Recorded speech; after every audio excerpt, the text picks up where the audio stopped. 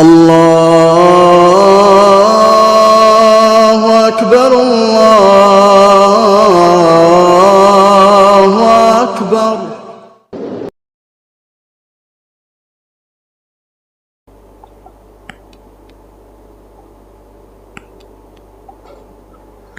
الحمد لله نحمده ونستعينه ونستغفره ونؤمن به ونتوكل عليه ونعوذ بالله من شرور أنفسنا ومن سيئات أعمالنا من يهده الله فلا مضل له ومن يضلله فلا هادي له ونشهد أن لا إله إلا الله وحده لا شريك له ونشهد أن سيدنا ومولانا محمدا عبده ورسوله أما بعد اعوذ باللہ من الشیطان الرجیم بسم اللہ الرحمن الرحیم وَلِمَنْ خَافَ مَقَامَ رَبِّهِ وَأَمَّا مَنْ خَافَ مَقَامَ رَبِّهِ وَنَهَى النَّفْسَ عَنِ الْهَوَى فَإِنَّ الْجَنَّةَ هِيَ الْمَأْوَى وقال اللہ تبارک وتعالی وَلِمَنْ خَافَ مَقَامَ رَبِّهِ جَنَّتَانِ فَبِأَيِّ آلَاءِ رَبِّكُمَا تُكَذِّبَانِ۔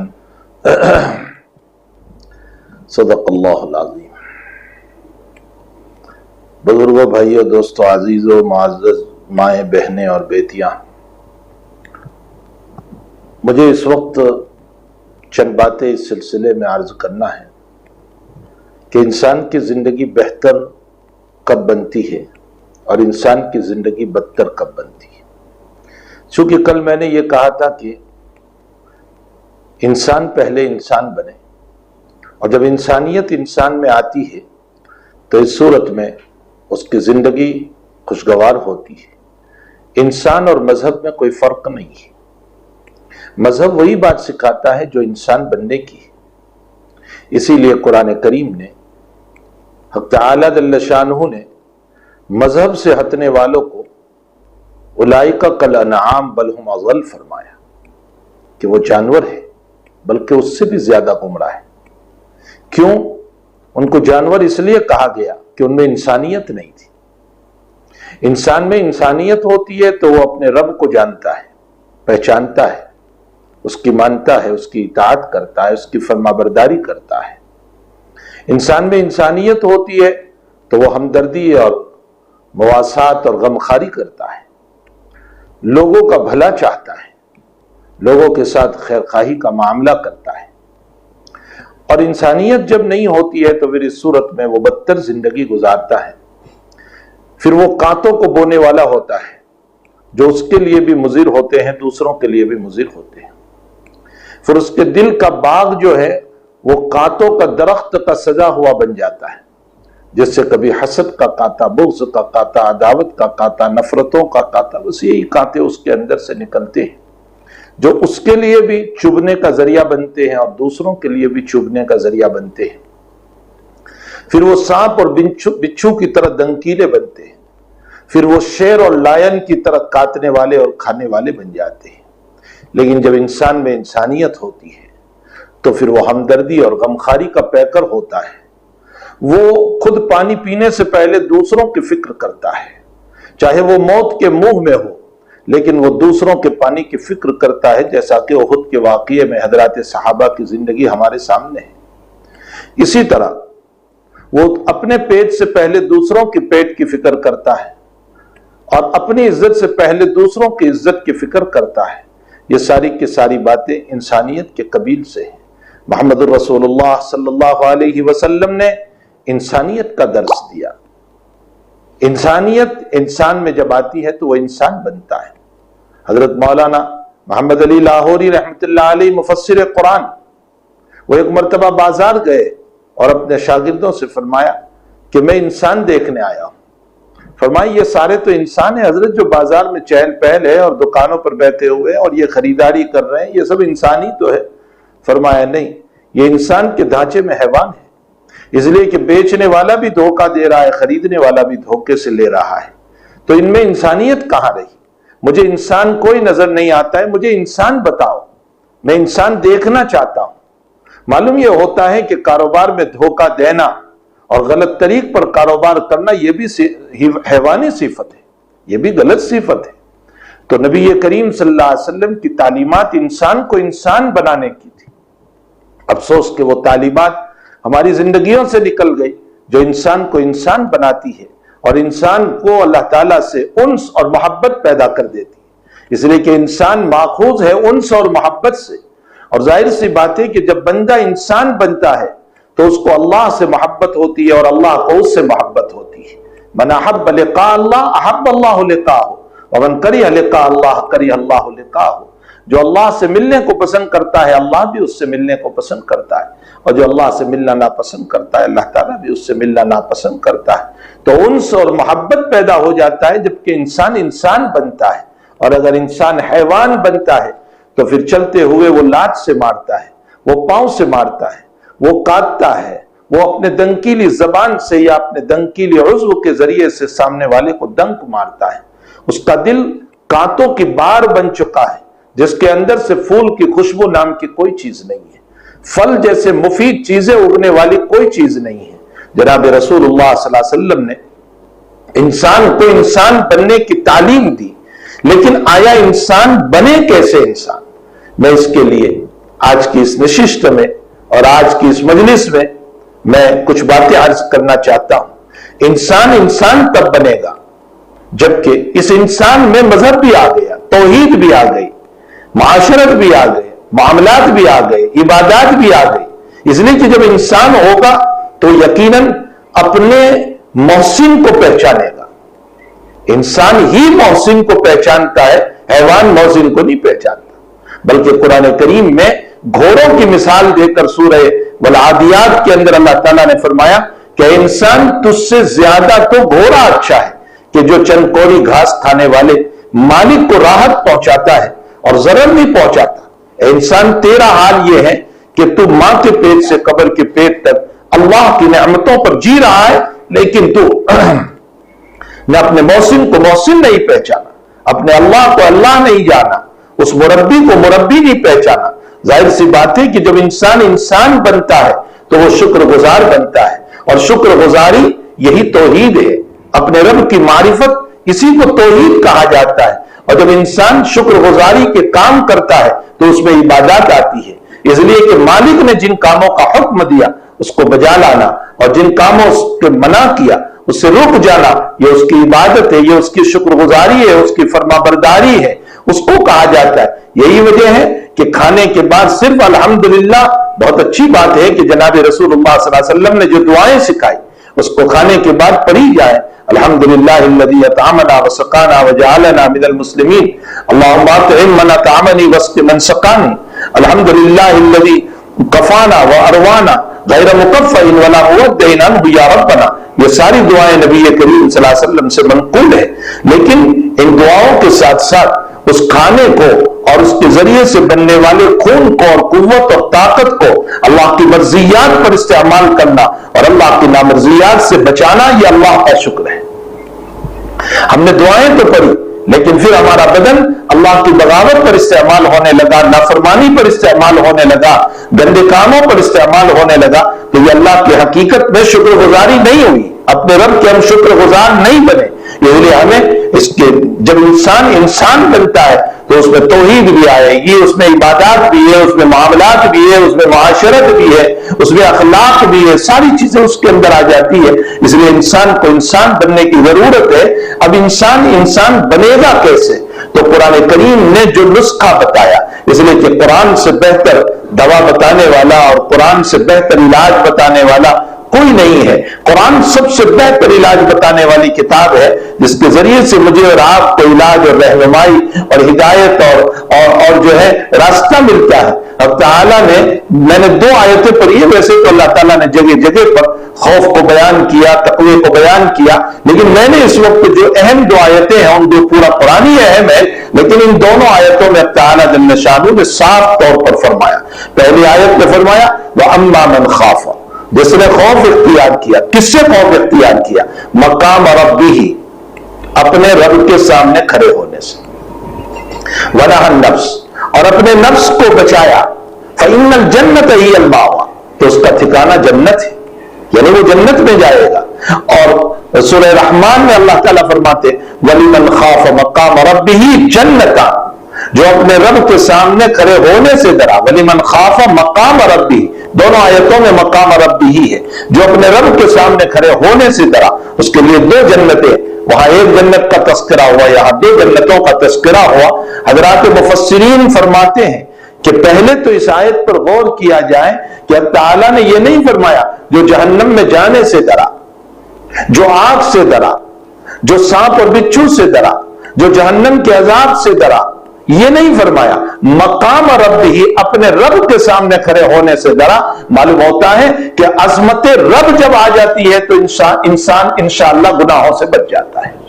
عظمت رب کو ہمارے دلوں میں بٹھانا ہے. اللہ تعالیٰ کی عظمت، مقام رب ہی کا مطلب ہوتا ہے اللہ تعالیٰ کے سامنے کھڑے ہونا، کہ میں اپنے رب کے سامنے کیا جواب دوں گا. میں جس پاک ذات اور پاک روح کو لے کر دنیا میں آیا تھا، یہ آلودہ ہو گئی، یہ گندگی ہو گئی، یہ گندی ہو گئی، یہ گناہوں کے اندر ملوث ہو گئے. میں اب اپنے رب کو کس منہ سے اپنا منہ بتاؤں گا؟ میں منہ دکھانے کے قابل نہیں رہا. دنیا میں باپ کی عظمت ہوتی ہے تو انسان اور بچہ جو ہے وہ گناہ کرنے کے بعد باپ کے سامنے نہیں جاتا ہے کہ میں اپنے باپ کو کیا منہ دکھاؤں گا. اور جب بندہ گناہ کرتا ہے تو اپنے استاذ کے سامنے نہیں جاتا اگر استاذ کو پتہ چل گیا ہے کہ میں اپنے استاذ کو کیا منہ دکھاؤں. کیوں؟ یہ مقام رب ہی کا مسئلہ ہے. جب دنیا کے اندر کسی کے سامنے کھڑے ہونے سے اس کی عظمت کی وجہ سے ہمیں ڈر لگتا ہے تو تعالیٰ جل شانہ فرماتے ہیں کہ میری بھی عظمت تو تم پہچانو کہ میں کیسا رب ہوں، میں کیسا مالک ہوں، میں کیسا تمہارا پالنہار ہوں، میں کیسا تمہارا پروردگار ہوں، میں کیسا تمہارا مربی ہوں، میں کیسے تمہاری تربیت کرتا ہوں. مان لو میرے بھائیو، تھوڑی دیر کے لیے، میری بہنوں، تھوڑی دیر کے لیے کہ جس وقت ہم گناہ کر رہے تھے اور اسی حالت میں اللہ نے روح قبض کر لی، تو آپ بتائیے کہ ہم رب کے سامنے کس حالت میں حاضر ہوں گے؟ کس حالت میں اپنے رب کے سامنے حاضر ہوں گے؟ ہمارے حضرت شیخ نور اللہ مرکزہ مولانا زکریا صاحب رحمۃ اللہ علیہ اکثر اپنے مجلس میں فرمایا کرتے تھے کہ بھائی دیکھو، جس نے عشاء کی نماز چھوڑ دی اور رات میں موت ہو گئی اور وہ مر گیا، رب تعالیٰ جل شانہ نے زندگی کا سوال نہیں فرمایا، صرف اتنا فرمایا آج عشاء کی نماز پڑھ کے کیوں نہیں آیا، تو بندے کے پاس اس کا جواب دینا مشکل ہو جائے گا. صرف عشاء کی نماز کے بعد میں تو معاصی اور اللہ تعالیٰ کی نافرمانی کے جو مسائل ہیں اس کے اندر تو بطریق اولا ہمیں اپنے رب کریم سے ڈرنے کی ضرورت ہے، اپنے مولا سے ڈرنے کی ضرورت ہے. خیر میں یہ کہہ رہا تھا کہ وَلِمَنْ خَافَ مَقَامَ رَبِّهِ میں مقام رب ہی بیان کیا گیا، جہنم نہیں، جہنم کی آگ نہیں، سانپ اور بچھو نہیں، اندر کے حالات نہیں، بلکہ اپنے رب کے سامنے کھڑے ہونے سے. اسے یہ معلوم ہوتا ہے کہ عظمت رب کا استحضار رکھا جائے تو انسان معاصی سے بچ جائے گا، گناہوں سے بچ جائے گا. اور حضرات مفسرین ان آیات کی تفسیر کرتے ہوئے تفسیر کے اندر یہ لکھتے ہیں کہ یہ آیات ان بندوں سے متعلق ہے جس کو گناہ کا داعیہ دل میں پیدا ہوا. یاد رکھو، انبیاء کے علاوہ کوئی معصوم نہیں. حضرات انبیاء کرام علیہ الصلوۃ والتسلیم کے دل میں کوئی گناہ کے اس طرح کے مسائل کا مسئلہ نہیں ہوا کرتا ہے. باقی امت کے ذریعے امت کے اندر گناہوں کا داعیہ ہو سکتا ہے، چاہے وہ ولی ہو، غوث ہو، کتب ہو. بہرحال داعیہ کا پیدا ہونا یہ شیطانی حربہ ہے اور شیطان ہر ایک کے ساتھ لگا ہوا ہے. اس لیے وہ شکوک اور شبہات تو یقیناً دل کے اندر ڈالتا ہے. کوئی انکار نہیں کر سکتا اس بات کا کہ میرے دل میں کوئی جو ہے برائی کا داعیہ پیدا ہوتا ہی نہیں. اس لیے کہ داعیہ کا پیدا نہ ہونا یہ حضرات ملائکہ کی صفت ہے جن کے اندر اب تعالیٰ جل شانہ نے نفس نام کی کوئی چیز رکھی نہیں ہے، یہ ان کا مسئلہ ہے. باقی جہاں تک بندہ ہے تو بندے کے اندر نفس ہے تو یقینی بات ہے کہ گناہوں کا داعیہ پیدا ہونا یہ اپنی جگہ مسلم ہے، اس کا کوئی انکار نہیں کر سکتا. اگر داعیہ ہی پیدا نہ ہوتا تو پھر توبہ کے مسائل کیوں بیان کیے گئے، استغفار کے مسائل کیوں بیان کیے گئے، لعنین المذنبین احب الی من جزل المسبحین کیوں کہا گیا کہ تسبیح پڑھنے والوں کے مقابلے میں توبہ کرنے والے اللہ تعالیٰ کو زیادہ پسند ہے. پھر یہ کیوں فرمایا تعالیٰ جل شانہ نے کہ میرے بندو اگر تم 100 مرتبہ توبہ کرو اور پھر توبہ ٹوٹ جائے تو تم پرواہ نہ کرنا، پھر مجھ سے معافی مانگ لینا، میں تمہیں معاف کر دوں گا. یہ ساری باتیں دلالت کر رہی ہے کہ انسان سے معاصی کا ارتکاب بھی ہو سکتا ہے، معاصی کا گناہ کا داعیہ بھی ہو سکتا ہے، اس کا انکار نہیں کیا جا سکتا ہے. تو کوئی یہ نہیں کہہ سکتا ہے کہ میرے اندر اس طرح کا داعیہ ہی نہیں ہے. جب انسان میں گناہ کا داعیہ پیدا ہو، جب اس کا دل گناہ کی طرف چلے کہ میں یہ گناہ کر لوں، میں یہ گناہ کر لوں، اس موقع پر وہ یہ سوچے کہ کہ مجھے کل کو میرے رب نے اگر پوچھ لیا یا آج میری موت ہو گئی اور میرے رب نے مجھ کو پوچھ لیا میں اپنے رب کو کیا جواب دوں گا؟ فرمایا کہ داعیہ پیدا ہونے کے موقع پر اپنے رب کی یاد کا آ جانا، اسی کو کہتے ہیں تقوی اور خوف۔ یہی وہ تقوی ہے، یہی وہ خوف ہے۔ اور جب انسان کی زندگی میں یہ تقوی اور خوف آ جاتا ہے تو پھر اس صورت میں خلوت ہو یا جلوت ہو، مجلس ہو یا اکیلا ہو، وہ گناہ سے ضرور بچے گا۔ وہ تنہائیوں میں ہوگا تو بھی اپنے آپ کو معاصی سے بچائے گا کہ کوئی نہیں دیکھ رہا ہے لیکن میرا اللہ مجھ کو ضرور دیکھ رہا ہے۔ کیوں؟ مقام ربہ کا استحضار ہے اس کو، اسی کو تقوی کہا جاتا ہے۔ تقوی کوئی ایسی چیز نہیں ہے کہ جو مارکیٹ میں بکتی ہو اور ہم اس کو لے آئے خرید کر کے اور تقوی کا لباس پہن لے یا تقوی کا کھانا کھا لے اور ہمارے اندر تقوی اتر جائے، یہ نہیں ہے۔ بلکہ تقوی حقیقت میں اپنے رب کے سامنے حضوری کا استحضار، اس کو جواب دینے کا استحضار، اپنے مالک کے سامنے حضوری کا استحضار، اسی کو حدیث شریف میں جناب رسول اللہ صلی اللہ علیہ وسلم نے احسان سے بھی تعبیر فرمایا، ان تعبد اللہ کانک تراہ فإن لم تکن تراہ فإنہ یراک۔ تم اللہ کی عبادت ایسے کرو کہ تم اللہ کو دیکھ رہے ہو، اور چلو تم اس مقام پر نہیں پہنچے کہ تم اللہ کو دیکھ رہے ہو، اگر یہ استحضار نہیں ہو رہا ہے تو کم سے کم یہ تو استحضار کرو اللہ تم کو دیکھ رہا ہے۔ ظاہر سی بات ہے کہ تعالی جل شانہ تو ہمیں دیکھ ہی رہا ہے، چاہے رات ہو یا دن ہو، خلوت ہو یا جلوت ہو۔ بادشاہ کی مجلس میں اگر بادشاہ نے پوری بستی کو دعوت دی اور یہ کہا کہ سارے بستی والے آئے، آج میرے گھر پہ کھانا کھانا ہے، لیکن اس سے پہلے کچھ مجھے نصیحتیں کرنا ہے، اس میں 2-3 نابینا بھی تھے اس بستی کے اندر، وہ بھی آ گئے۔ اب جب بیٹھے ہوئے ہیں تو نابینا بار بار اپنے کپڑوں کو درست کر رہے ہیں اس مجلس کے اندر۔ کیوں بھائی تم درست کر رہے ہو؟ تم تو بادشاہ کو دیکھ نہیں رہے ہو، پھر تم کیوں بار بار کپڑوں کو درست کر رہے ہو؟ وہ کہہ رہے ہیں اس لیے کہ ہم سے کوئی گستاخی نہ ہو جائے، اگرچہ ہم نہیں دیکھ رہے ہیں، بادشاہ تو ہم کو دیکھ رہا ہے۔ ظاہر سی بات ہے کہ نابینا کا کپڑوں کو درست کرنا بادشاہ کے دیکھنے کی وجہ سے ہے، تو میرا اور آپ کا معاصی سے دور رہنا بھی اپنے رب کو دیکھنے کی وجہ سے ہونا چاہیے کہ میرا رب دیکھ رہا ہے، میرا خالق اور مالک جو ہے وہ مجھ کو ہر وقت دیکھ رہا ہے۔ اسی لیے اللہ تعالیٰ نے قرآن کریم میں فرمایا کہ میں میرے بندے تیرے طاق میں ہوں، ان ربک لبالمرصاد۔ مرصاد کا معنی گھات میں، جیسے شکاری ہوتا ہے نا، تو شکار کے لیے جب وہ جاتا ہے تو جب شکار جانور نکلتا ہے تو شکاری بڑے طاق میں بیٹھتا ہے کہ جب یہ میرے سامنے آ جائے تو میں اس کو تیر ماروں گا، گولی مار دوں گا۔ جیسے شکاری طاق میں بیٹھتا ہے تو اپنی گردن کو بھی نہیں ہلاتا، نگاہ کو بھی نہیں گھماتا، بلکہ برابر شکار پر نظر کرتا ہے۔ فرمایا حق تعالیٰ نے اس لفظ کو استعمال کر کے بتایا کہ اے میرے بندے، تو ایک سیکنڈ کے لیے بھی میری نظر سے ہٹ نہیں سکتا ہے۔ ان ربک لبالمرصاد۔ تو بہرحال میرے بھائیوں، اللہ کے سامنے کھڑے ہونے کا وہ ڈر، وہ خوف اور یہ عظمت اپنے رب کی جب انسان کی زندگی میں آ جاتی ہے تو پھر اس صورت میں انسان کے لیے گناہوں کا چھوڑنا آسان ہو جاتا ہے۔ پھر اس کا دل تنہائیوں میں بھی گندے فلم کو نہیں دیکھے گا، گندی تصویروں کو نہیں دیکھے گا، گندی باتوں کو نہیں دیکھے گا، وہ گناہوں سے بچے گا اور وہ اللہ کی عبادت کرے گا۔ کچھ نہیں ہوگا تو وہ آرام کرے گا، سوئے گا، لیکن معاصی سے اپنے آپ کو بچائے گا۔ حضرت عمر رضی اللہ تعالیٰ عنہ کے باب میں آتا ہے کہ حضرت عمر جب امیر المؤمنین تھے اور رات میں گشت لگا رہے تھے تو چکر لگاتے لگاتے ایک مکان سے گزر ہوا تو اندر میں دیا جل رہا تھا اور کچھ باتیں ہو رہی تھی، تو حضرت عمر رضی اللہ تعالیٰ عنہ قریب گئے کہ بات سنیں۔ یہ بات اس لیے نہیں کہ حضرت کوئی کسی کی کانافوسی سن رہے تھے، یا چونکہ آپ امیر المؤمنین تھے اور آپ کو یہ فکر تھی کہ میرے ماتحت رعایا بھوکی نہ سوئے، ان کو تکلیف نہ ہو۔ تو کہیں ایسا تو نہیں ہے کہ رات میں ان کو کوئی تکلیف ہے، اسی لیے حضرت عمر رضی اللہ تعالیٰ عنہ کی شان میں وہ واقعہ بھی آتا ہے جو تاریخ کے حوالوں سے نقل کیا گیا ہے کہ حضرت عمر رضی اللہ تعالیٰ عنہ ایک مکان میں گئے اور مکان میں بچے رو رہے تھے اور چولہے کے اوپر کچھ پانی، کچھ جو ہے تپیلا وغیرہ رکھا ہوا تھا، ہاندی تھی، اس میں پانی گرم ہو رہا تھا۔ تو حضرت اس گھر میں پہنچے اور حضرت نے جا کر کے پوچھا عورت سے کہ کیا بات ہے؟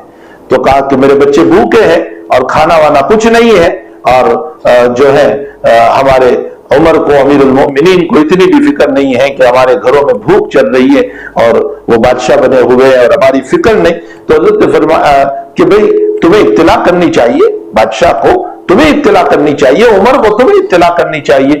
تو وہ عورت کہنے لگی کہ اگر اس کو اپنے رعایا کی فکر نہیں ہے تو اس صورت میں وہ امیر المؤمنین کیوں بنا ہے؟ یہ حضرت عمر کو وہ عورت کہہ رہی ہے، حضرت عمر سن رہے۔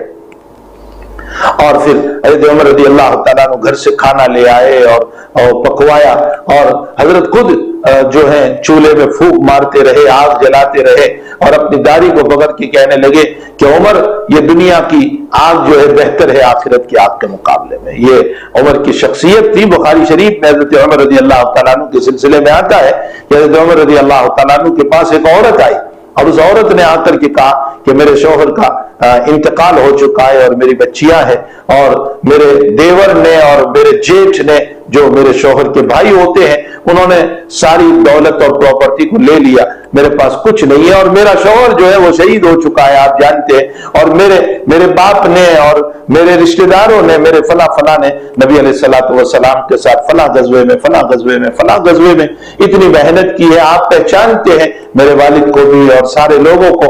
یہ اپنا تعارف کرایا اس عورت نے، اس کے بعد اپنا مسئلہ رکھا کہ میری بچیاں ہیں اور میرے شوہر کے بھائیوں نے سارا لے لیا اور میری بچیوں کے نکاح کا مسئلہ کھڑا ہو گیا ہے اور گھر میں فاقے چل رہے ہیں۔ تو حضرت عمر رضی اللہ تعالیٰ عنہ نے اس عورت سے کہا کہ یہی کھڑی رہو، میں بھی آتا ہوں۔ گھر گئے اپنے خادم کے ساتھ اور اونٹنی کے اوپر دونوں طرف سامان بھرا اور بیچ میں بھی رکھا، اور لے کر کے اونٹنی کی نکیل پکڑ کر کے چلنے لگے۔ خادم نے کہا کہ حضرت یہ تو بہت سامان ہو گیا ہے۔ تو حضرت عمر رضی اللہ تعالیٰ نے فرمایا تیری ماں تجھ کو روئے، ان کے باپ داداؤں کی قربانیاں جو ہے اللہ کے نبی کے ساتھ اس کے مقابلے میں تو یہ کچھ بھی نہیں ہے، ان کا زیادہ حق ہے، ان کی اولادوں کا زیادہ حق ہے۔ ظاہر سی بات ہے کہ ان کے باپ داداؤں نے قربانیاں دی ہیں، ان کا حق بنتا ہے بیت المال کے اندر کہ ان کی اولادوں کو دیا جائے۔ حضرت عمر رضی اللہ تعالیٰ عنہ نے اب ان کے باپ دادا کی قربانیوں کو یاد کیا اور قربانیوں کو یاد کر کے اس کی طرف اشارہ کیا کہ ان کا زیادہ حق بنتا ہے، اور لے گئے اس عورت کے پاس اور اونٹنی کی نکیل پکڑائی اور یہ کہا کہ یہ پورا نہیں ہوگا کہ پھر عمر حاضر ہو جائے گا دوسرا سامان لے کر۔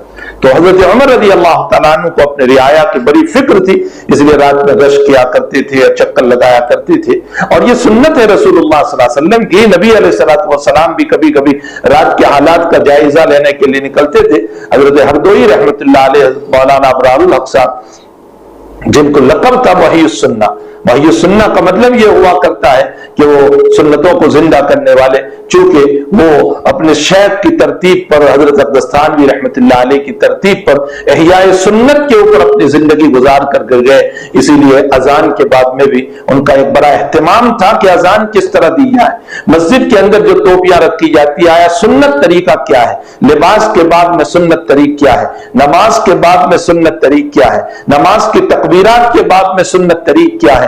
تو آپ محی السنہ کہے گئے، احیاء سنت کا اللہ تعالیٰ نے آپ سے بڑا زبردست کام لیا۔ تو حضرت ہردوئی رحمۃ اللہ تعالیٰ حضرت تھانوی رحمۃ اللہ علیہ کے اجل خلفاء میں سے حضرت تھانوی رحمۃ اللہ حضرت ہردوئی رحمۃ اللہ علیہ فرماتے ہیں کہ حقیقت رات میں آخر پہلے تو آپ کا معمول تھا، چونکہ آپ کا مدرسہ بھی تھا اور باقاعدہ وہاں پر ماشاء اللہ تعالیٰ کئی طلبہ پڑھتے ہیں اور بہت لمبی تعلیم کا سلسلہ ہے، اور بچوں کا قیام ہوتا تھا اور ہوتا ہے آج بھی، جہاں دارالاقامہ ہے۔ تو جب تک حضرت چلتے تھے تو حضرت رات میں گشت لگاتے تھے دارالاقامہ کا، ہاسٹل کا، اور بچوں کی نگرانی فرماتے تھے۔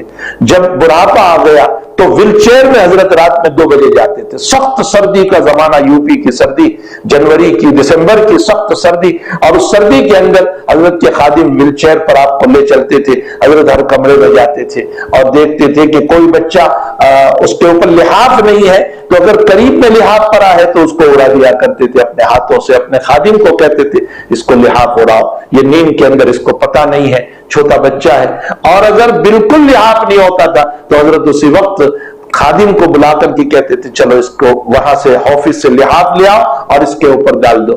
یہ ظاہر سی بات ہے کہ یہ سنت رسول صلی اللہ علیہ وسلم ہے، اللہ کے نبی کی سنت ہے۔ تو حضرت عمر رضی اللہ تعالیٰ عنہ گشت لگا رہے تھے اور اتنے میں ایک مکان میں چراغ جل رہا تھا اور اندر سے کچھ باتوں کی آواز آ رہی تھی۔ آپ نے آواز سنی تو باتیں یہ ہو رہی تھی کہ ماں کہہ رہی تھی کہ بیٹے صبح کو اپنوں کو دودھ بیچنا ہے تو اگر دودھ کم ہے تو تھوڑا سا پانی اس میں ملا دو تاکہ دودھ زیادہ ہو جائے، اور بیٹی کہہ رہی تھی کہ نہیں امی جان اس طرح کی ملاوٹ سے امیر المؤمنین نے منع کیا ہے، حضرت عمر نے منع کیا ہے کہ پانی دودھ میں نہ ملایا کرو اور اس طرح ملا کر کے نہ بیچا کرو۔ تو ماں نے یوں کہا کہ بیٹی رات کا وقت ہے، عمر کہاں دیکھے گا، وہ تو اپنے گھر میں سویا ہوا ہوگا، اسے کیا پتا کہ ہم نے یہ کام کیا ہے، تو پانی ملا دے۔ تو بیٹی کا جواب تھا کہ امی تم کیا کہہ رہی ہو، اگر عمر نہیں دیکھ رہا ہے تو عمر کا رب تو دیکھ ہی رہا ہے، عمر کا اللہ تو یہ ہے خلوت میں اللہ کا خوف، یہ ہے مقام ربہ ونہى النفس عن الہوى، یہ ہے وَلِمَنْ خَافَ مقام ربہ، اس کو کہا جاتا ہے مقام ربہ۔ تو حضرت عمر نے جب یہ گفتگو سنی، آپ نے اس مکان کو نشان میں لیا اور وہاں اپنے بیٹے کا خطبہ بھیجا اس بچی کے ساتھ، اور آپ نے اپنے بیٹے کا نکاح اس بچی سے کرایا، اور ان کے سلسلے سے ایک عجیب و غریب شخصیت پیدا ہوئی جو حضرت عمر بن عبدالعزیز رحمۃ اللہ علیہ، جو 5ویں خلیفہ کہے گئے۔ معلوم یہ ہوتا ہے کہ ماں باپ کا تقوی اولاد میں منتقل ہوتا ہے، ماں باپ میں جب تقوی ہوتا ہے تو اولاد کی طرف سرایت کرتا ہے، نسلوں کی طرف چلتا ہے۔ یہی وجہ ہے قرآن کریم میں آپ دیکھیں کہ اللہ تعالیٰ جل شانہ نے جب واقعہ موسیٰ علیہ السلام و خضر علیہ السلام کو بیان فرمایا تو وہاں جو دیوار سیدھی کرنے کا مسئلہ آیا کہ دیوار سیدھی کر دی، حضرت موسیٰ علیہ السلام نے ظاہری طور پر ایک بات عرض فرمائی کہ ان بستی والوں نے جب ہمارا اکرام نہیں کیا تو ہمیں بھی ان کی دیوار کے بنانے پر معاوضہ لینا چاہیے تھا تاکہ وہ پیسے ہمارے کام میں آ جاتے۔ حضرت خضر علیہ السلام کو چونکہ حکم ربانی تھا اس لیے آپ نے دیوار سیدھی کر دی، یہ امر تکوینی تھا، اور امر تکوینی کی بنیاد پر آپ نے دیوار کو سیدھی کر دی۔ لیکن حضرت موسیٰ علیہ السلام نے ایک ظاہری طور پر ایک مسئلہ تھا، اس کو ذکر کیا۔ اب جب تینوں کاموں کی وجہ حضرت خضر علیہ السلام ذکر فرما رہے تو اس میں دیوار کو سیدھی کرنے کے سلسلے میں آپ نے فرمایا وَأَمَّا الْجِدَارُ فَكَانَ لِغُلَامَيْنِ يَتِيمَيْنِ فِي الْمَدِينَةِ وَكَانَ تَحْتَهُ كَنْزٌ لَهُمَا وَكَانَ أَبُوهُمَا صَالِحًا فَأَرَادَ رَبُّكَ أَن يَبْلُغَا أَشُدَّهُمَا وَيَسْتَخْرِجَا كَنزَهُمَا رَحْمَةً مِّن رَّبِّكَ وَمَا فَعَلْتُهُ عَنْ أَمْرِي ذَلِكَ تَأْوِيلُ مَا لَمْ تَسْطِع عَلَيْهِ صَبْرًا۔ فرمایا کہ موسیٰ یہ دیوار کے نیچے ان کے ماں باپ نے، ان بچوں کے ماں باپ نے خزانہ دفن کیا ہے اور وہ ماں باپ مر چکے، اور ماں باپ نیک تھے، صالحین نے، وَقَانَ أَبُوهُمَا صَالِحًا، بڑے نیک تھے، وہ مر چکے، ان کے بچے یتیم ہیں۔ فَأَرَادَ رَبُّكَ، تو اب تیرے رب نے ارادہ کیا کہ صالح ماں باپ کا خزانہ اولاد کے لیے باقی رہے۔ اب اولاد چھوٹی چھوٹی ہے، اگر دیوار گر گئے تو دوسرے لوگ اس خزانے کو نکال کر لے جائیں گے اور یتیم بچے محروم ہو جائیں گے، تو اللہ کا حکم ہوا کہ دیوار سیدھی کر دو تاکہ یہ دیوار کے نیچے خزانہ محفوظ رہے، یہاں تک کہ بچے بڑے ہو کر کے جو کچھ ان کے ماں باپ نے اشارات کیے ہوں گے، لکھا ہوگا کہیں، اس کے مطابق وہ نکال لیں گے کھود کر کے۔ تو حق تعالیٰ جل شانہ یہاں فرماتے ہیں کہ ان کے ماں باپ نیک تھے، اس کی وجہ سے حضرت خضر کو یہ حکم دیا گیا۔ معلوم یہ ہوتا ہے کہ ماں باپ کی صالحیت کا اثر اولاد کے دین کے اعتبار سے بھی پڑتا ہے اور اولاد کی دنیا کے اعتبار سے بھی پڑتا ہے۔ جب ماں باپ نیک ہوتے ہیں تو اللہ تعالیٰ اولاد کا دین بھی بہتر بناتا ہے اور اولاد کی دنیا بھی بہتر بناتا ہے، جیسے کہ قرآن کی اس آیت سے معلوم ہوا کہ اللہ تعالیٰ نے ان کے خزانے کو بچا لیا۔ یہ خزانہ دنیائی تو ہے لیکن اللہ تعالیٰ نے اس کو بچا لیا۔ بہرحال ان کے ذریعے سے عمر بن عبدالعزیز رحمۃ اللہ علیہ جو 5ویں خلیفہ خامس کہے گئے وہ پیدا ہوئے۔ خود حضرت عمر رضی اللہ تعالیٰ عنہ کی زندگی کا ایک دوسرا واقعہ بھی ملتا ہے کہ حضرت عمر رضی اللہ تعالیٰ عنہ سفر میں رفقا کے ساتھ جا رہے تھے اور توشہ ختم ہو گیا۔ اب ایک چرواہا اور ایک نوکر جو تھا وہ بکریاں چرا رہا تھا، حضرت اس کے پاس گئے اور اس سے کہا، حالانکہ آپ امیر المؤمنین ہیں، آپ بادشاہ وقت ہیں اس وقت، اب اس کے پاس گئے اور اس سے کہا کہ بھئی کوئی دودھ دیتی بکری ہو تو ہمیں تھوڑا دودھ دے دو، ہم سفر میں نکلے اور ہمارے پاس کچھ ہے نہیں۔ وہ نہیں پہچانتا تھا کہ یہ امیر المؤمنین ہے۔ اس نے کہا کہ بھئی مالک کی طرف سے ہدایت نہیں ہے مجھے اس طرح دودھ دینے کی، مالک کی طرف سے۔ اصل میں عرب کے اندر جب لوگ چلتے تھے تو اس طرح جانوروں کے دودھ بھی پلائے جاتے تھے، جب مالک کی طرف سے ہدایت ہوتی تھی کو پانی کا گھات ہوتا تھا وہاں دودھ نکال کر غریبوں کو دیتے تھے، یا راستے میں کوئی مل جائے تو ان کو دیا جاتا تھا۔ لیکن اس نوکر نے یوں کہا کہ مجھے ہدایت نہیں ہے۔ تو حضرت عمر نے دیکھا کہ اچھا یہ تو بڑا تقوی والا کچھ معلوم ہو رہا ہے، لاؤ اس کا امتحان لے تقوی کا کہ واقعی ہے یا اور کوئی مسئلہ ہے۔ تو کہا اچھا دیکھ ایک بات سن، تو نے دودھ تو نہیں دیا لیکن میں چاہتا ہوں کہ تو ایک بکری مجھے بیچ دے جو دودھ دیتی ہے، ہم سفر میں دودھ پیتے رہیں گے اور جب ضرورت پڑی تو پھر اس کو ذبح کر کے کھا لیں گے۔ تو اس نے کہا کہ میں اس طرح بکری کو نہیں دے سکتا ہوں، اس لیے کہ میرے مالک کی طرف سے جب دودھ کی ہدایت نہیں تو بکری کی ہدایت کہاں ہو سکتی ہے؟ تو حضرت عمر نے اس سے یوں کہا کہ تم مالک کو یوں کہہ دینا کہ بھیڑیا کھا گیا۔ اس زمانے میں ایسے ہوتا تھا، بھیڑیا آتے تھے کھا جاتے تھے، تو بھیڑیا آیا تھا اور وہ کھا گیا، تجھے پیسے مل جائیں گے، مجھے جانور مل جائے گا، میری ضرورت بھی پوری، تیری ضرورت بھی پوری، اور تیرا مالک کہاں دیکھنے یہاں آ رہا ہے، بس تو کہہ دینا بھیڑیا کھا گیا۔ اس کی زبان سے نکلا فَأَيْنَ اللَّهُ، مالک نہیں دیکھ رہا ہے، میرا اللہ کہاں گیا؟ وہ اللہ تو دیکھ رہا ہے۔ حضرت عمر رضی اللہ تعالیٰ عنہ نے اسی وقت فرمایا جب تک ایسے لوگ اس سرزمین پر موجود ہیں اللہ تعالیٰ قیامت قائم نہیں کرے گا۔ تو حقیقت یہ ہے کہ انسان کی زندگی میں جب مقام ربی کا استحضار ہو کہ مجھے میرے رب کے سامنے حاضر ہونا ہے، مجھے میرے رب کو منہ دکھانا ہے، تو انسان معاصی سے، گناہوں سے پاک رہے گا۔ آج گناہوں کو روکنے کے لیے پولیسوں کا محکمہ اور محکموں پر محکمہ بنایا جا رہا ہے کہ پولیس کا محکمہ، اس کے اوپر ایک محکمہ انسپیکٹر کا ہوتا ہے، اس کے اوپر ایک محکمہ پی آئی کا ہوتا ہے، اس کے اوپر ایک محکمہ ڈی ایس پی کا ہوتا ہے، اور محکموں پر محکمے بنائے جا رہے ہیں، اور نہ معلوم کتنے پیسے انسداد رشوت کے لیے اور انسداد زنا کے لیے اور انسداد چوری کے لیے اور بہت سارے گناہوں سے روکنے کے لیے کہ یہ رشوت کا بازار بند ہو جائیں اور زنا کا بازار بند ہو جائیں اور شراب کا بازار بند ہو جائیں اور چوری کا بازار بند ہو جائیں اور بے عزتیوں کے بازار بند ہو جائیں، اس کے لیے پولیس پر پولیس کا محکمہ اور اس کے ساتھ ساتھ قانون پہ قانون بنائے جا رہے ہیں، یہ قانون دوسرا قانون، اس کے اوپر یہ قانون لاؤ، اس کے اوپر یہ قانون لاؤ، قانون پہ قانون بنائے جا رہے ہیں، لیکن ظاہر میں لوگ بچ رہے ہیں، باقی اندر میں وہی سارے گناہ ہو رہے ہیں۔ الامان الحفیظ، وہ گناہ اندر میں ہو رہے ہیں کہ اگر کوئی انسان دیکھ لے تو شاید زندگی بھر کے لیے اس کا سر نیچے سے اوپر نہیں اٹھ پائے گا، اتنے زیادہ جرائم اور گناہ ہو رہے ہیں۔ کیوں؟ اتنے بڑے محکمے کے باوجود اور اتنے بڑے نظام کے باوجود اور لاکھوں اربوں خربوں روپے اس محکمے پر خرچ کرنے کے باوجود، اس پولیس کے اور انسداد جرائم کو روکنے کے لیے جو محکمہ کھڑا کیا گیا، اتنے اربوں خربوں روپے خرچ کرنے کے باوجود کیوں جرائم نہیں رک رہے؟ اس لیے کہ یہ جسم کو تو آپ روک رہے ہیں، اس کے دل کو نہیں روک سکتے۔ دل گناہوں سے تبھی رکے گا جب اس کے دل میں اللہ کی عظمت ہوگی۔ نبی علیہ السلام کی محنت یہی رہی۔ اللہ کے نبی علیہ السلام نے کوئی پولیس کا محکمہ کھڑا نہیں کیا، آپ دیکھ لیجئے، کوئی پولیس کا محکمہ نہیں۔ حضرت کے پاس کون سے پولیس تھی؟ حضرت کے پاس کون سا پی آئی یا پی ایس آئی کا محکمہ تھا؟ کوئی محکمہ حضرت کے پاس، لیکن حضرت نے لوگوں کے دلوں پر محنت کی، اللہ کے سامنے کھڑے ہونے سے ڈرایا، عظمت رب کو بتایا اور فرمایا کہ چاہے تم اس دنیا کے اندر 100-200 سال جی لو، لیکن تمہیں حاضر ہونا ہے، تمہیں کبھی نہ کبھی اپنے رب کے سامنے حاضر ہونا ہے اور تمہیں ان کاموں کا جواب دینا ہوگا۔ اور وہ عظمت رب کو اتنا بٹھایا کہ حضرات صحابہ معمولی سا گناہ ہو جاتا تھا ان کو چین نہیں پڑتا تھا جب تک کہ نبی کریم صلی اللہ علیہ وسلم کے سامنے آ کر کے اقرار نہ کر لیں۔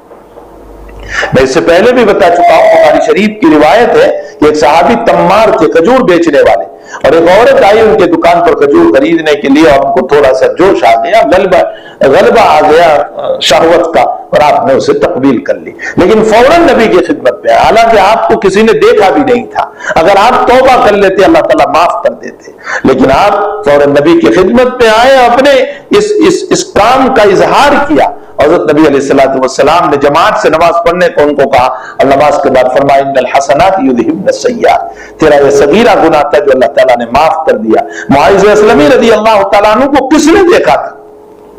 صحابی رسول ہیں، کس نے آپ کو دیکھا تھا کہ آپ سے یہ گناہ سرزد ہو گیا؟ آپ خود تشریف لائے نبی علیہ السلام کی خدمت میں، اللہ کے نبی نے ان کو ٹالنا چاہا، ان کو واپس کرنا چاہا، اس لیے حضرت نے ٹالنے کے لیے جو الفاظ استعمال فرمائے، لعلک تقبل کا، لعلک لمست، ارے شاید تو نے ویسے ہی ہاتھ لگا دیا ہوگا، صرف تو نے کیس اور بوسہ کر لیا ہوگا، صرف تقبیل کر لی ہوگی، اسے آگے تو نے کچھ نہیں کیا ہوگا، لیکن وہ صاف صاف اقرار کر رہے ہیں کہ نہیں اللہ کے حبیب مجھ سے یہ گناہ ہو گیا ہے۔ تو حضرت اب بھی ٹالنے کے لیے کیا کہہ رہے ہیں؟ ابھی کا جنون، تو پاگل تو نہیں ہے، पागल के ऊपर हद का इजरा नहीं होता, मजनून पर हद का इजरा नहीं होता। हजरत ये भी इसीलिए कह रहे हैं कि अभी का जुनून पागल तो नहीं है, तो क्या बोल रहा है, जरा सोच तो सही। फरमाए या रसूलल्लाह, साफ साफ बात है। अब ये एक ऐसा गुनाह है जिना का कि खलवतों में अपने रब से सामने तौबा कर लो, अल्लाह ताला माफ कर दिया करता है। फिर भी वो नबी अलैहिस्सलातु वस्सलाम के पास आए, इसीलिए आए कि अल्लाह के नबी ने दिलों को आबाद किया था। मकाम रब्बी ही, ये उनके दिलों में अल्लाह के सामने खड़े होने की अजमत बताई थी। शराब के बाद में अब्दुर्रहमान इब्न औफ रज़ी अल्लाह तआला अन्हु के घर पर शराब का दौर चल रहा था। हज़रत अबू तलहा रज़ी अल्लाह तआला अन्हु के घर पर शराब का दौर चल रहा था, और इतने में हजरत अनस रज़ी अल्लाह तआला अन्हु सबको शराब पिला रहे थे, और किसी ने बाहर आवाज लगाई। अबू तलहा ने फरमाया देखो क्या मसला है, क्या आवाज हो रही है। बाहर निकले हजरत अनस ने फरमाया शराब हराम हो गई, और नबी का मुनादी ऐलान कर रहा है कि शराब हराम हो गई। इन्नल खम्र वल मैसिर वल अंसाब वल अज़लाम रिज्सुम मिन अमल शैतान फज्तनिबू, आयत कर गई और शराब को हराम कर दिया गया। तो अबू तलहा ने ये नहीं कहा अरे तू बच्चा है, तुझे क्या पता, जाओ तहकीक करो, अभी हराम नहीं होगी, अभी मकरूह हुई होगी, अरे अभी कोई और मसला हुआ होगा, तूने कुछ और सुन लिया। कतान नहीं। जैसे ही अनस ने यह बात बताई कि यह ऐलान हो रहा है कि शराब हराम हो गई, जिनके हाथों में गिलास थे गिलास फेंक दिए, मटके थे मटके तोड़ दिए, और जिनके पेट में पहुंच चुकी थी उन्होंने कह करके निकाल दी। आखिर कौन पुलिस नबी अलैहिस्सलातु वस्सलाम ने अबू तलहा के मकान पर भेजी थी? कोई पुलिस नहीं आई, कोई पीएसआई नहीं आया, कोई महकमा पुलिस के अंदर से कोई नहीं आया। क्यों फेंक दी उन्होंने शराब को, और मटके क्यों तोड़ दिए? इसलिए कि दिलों पर मेहनत हुई।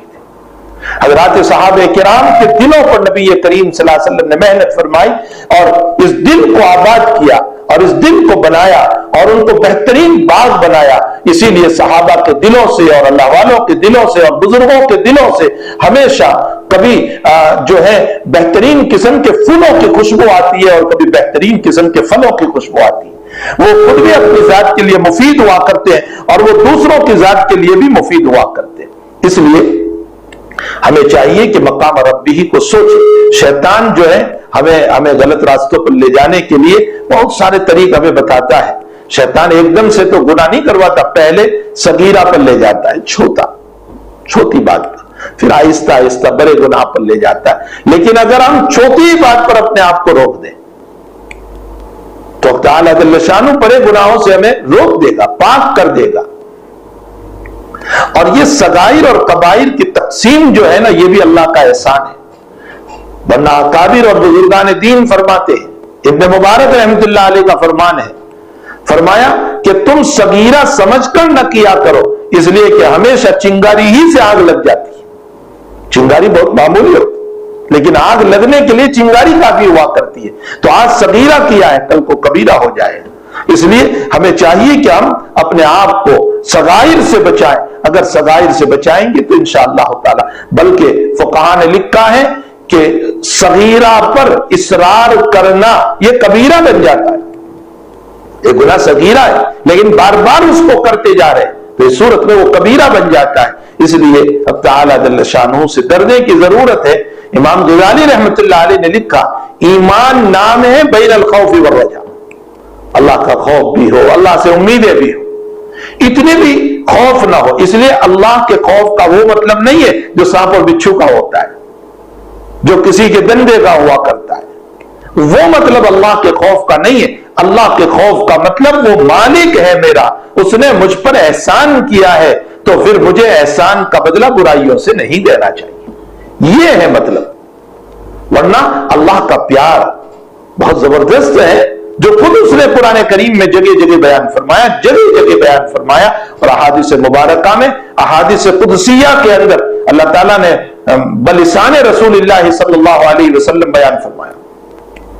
जगह जगह हदीस कुदसी में आपने फरमाया मेरा बंदा फराइज के जरिए से मुझसे करीब हो जाता है। फिर आपने फरमाया वो नवाफिल अदा करता रहता है, फराइज तो करीब हो गया लेकिन अब नवाफिल अदा करता रहता है, वो इशराक पढ़ता है, वो चाश पढ़ता है, वो अवाबीन पढ़ता है, वो तहज्जुद पढ़ता है, वो और नमाजें पढ़ता है, और नवाफिल नफली काम किया करता है। फिर आखिर में जब बहुत नफली काम उसके हो जाते हैं तो मैं उसका हाथ बन जाता हूं जिससे वो पकड़ता है, मैं उसका पांव बन जाता हूं जिससे वो चलता है।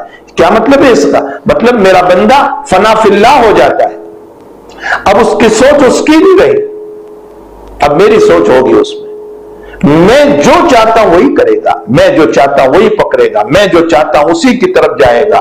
تو فنا فی اللہ، نوافل کے ذریعے سے بندہ جو ہے فنا فی اللہ ہو جاتا ہے. بزرگ کے باب میں لکھا ہے کہ لوگوں نے کہا اللہ سے دعا کریں کہ یہ کام ہو جائے، تو فرمایا میرا اللہ تو وہی کرتا ہے جو میں چاہتا ہوں.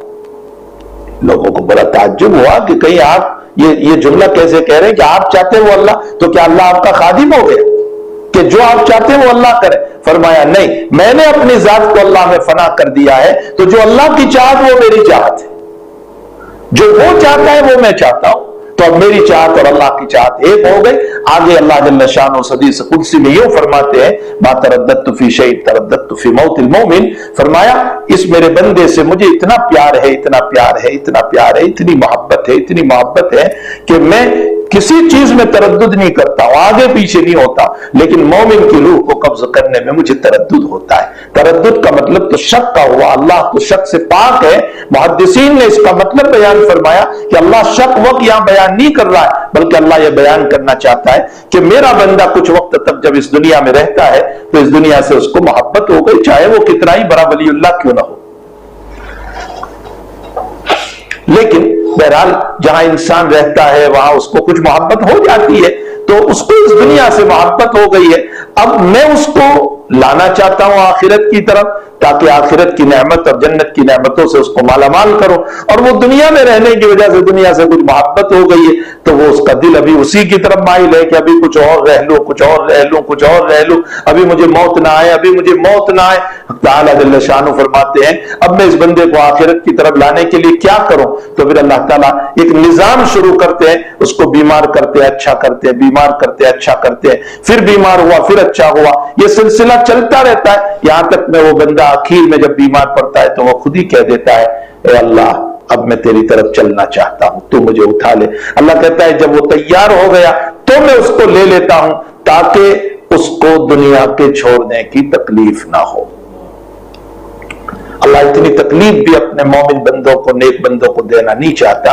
تو شیطان جو ہے وہ ہمیں گناہوں کی طرف لے جاتا ہے اور صغائر کا ارتکاب کراتا ہے، اور صغائر کے بعد وہ کبائر کا بھی ارتکاب کراتا ہے. تو خوف سے مطلب وہ سانپ بچھو والا خوف، وہ چوروں کا خوف، وہ مراد نہیں ہے.